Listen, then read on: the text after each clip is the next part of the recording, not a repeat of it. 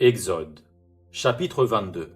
Si un homme dérobe un bœuf ou un agneau et qu'il l'égorge ou le vende, il restituera 5 bœufs pour le bœuf et 4 agneaux pour l'agneau. Si le voleur est surpris dérobant avec effraction et qu'il soit frappé et meurt, on ne sera point coupable de meurtre envers lui. Mais si le soleil est levé, on sera coupable de meurtre envers lui. Il fera restitution s'il n'a rien. Il sera vendu pour son vol. Si ce qu'il a dérobé, bœuf, âne ou agneau, se trouve encore vivant entre ses mains, il fera une restitution au double. Si un homme fait du dégât dans un champ ou dans une vigne, et qu'il laisse son bétail paître dans le champ d'autrui, il donnera en dédommagement le meilleur produit de son champ et de sa vigne. Si un feu éclate et rencontre des épines, et que du blé en gerbe ou sur pied, ou bien le champ soit consumé, celui qui a causé l'incendie sera tenu à un dédommagement.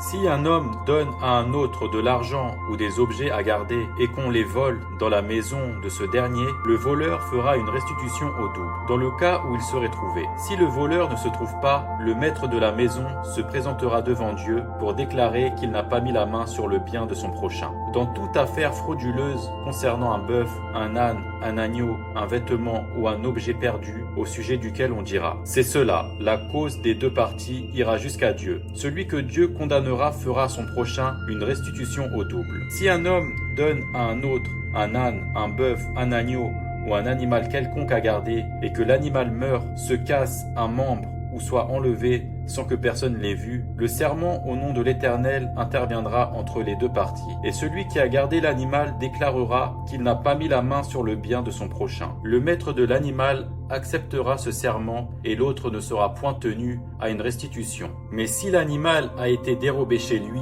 il sera tenu vis-à-vis de son maître à une restitution. Si l'animal a été déchiré, il le produira en témoignage, et il ne sera point tenu à une restitution pour ce qui a été déchiré. Si un homme emprunte à un autre un animal, et que l'animal se casse un membre ou qu'il meurt, en l'absence de son maître, il y aura lieu à une restitution. Si le maître est présent, il n'y aura pas lieu à une restitution. Si l'animal a été loué, le prix du louage suffira. Si un homme séduit une vierge qui n'est point fiancée et qu'il couche avec elle, il payera sa dot et la prendra pour femme. Si le père refuse de la lui accorder, il payera en argent la valeur de la dot des vierges. Tu ne laisseras point vivre la magicienne. Quiconque couche avec une bête sera puni de mort. Celui qui offre des sacrifices à d'autres dieux qu'à l'Éternel seul sera voué à l'extermination. Tu ne maltraiteras point l'étranger, et tu ne l'opprimeras point, car vous avez été étrangers dans le pays d'Égypte. Tu n'affligeras point la veuve, ni l'orphelin. Si tu les affliges, et qu'ils viennent à moi, j'entendrai leurs cris,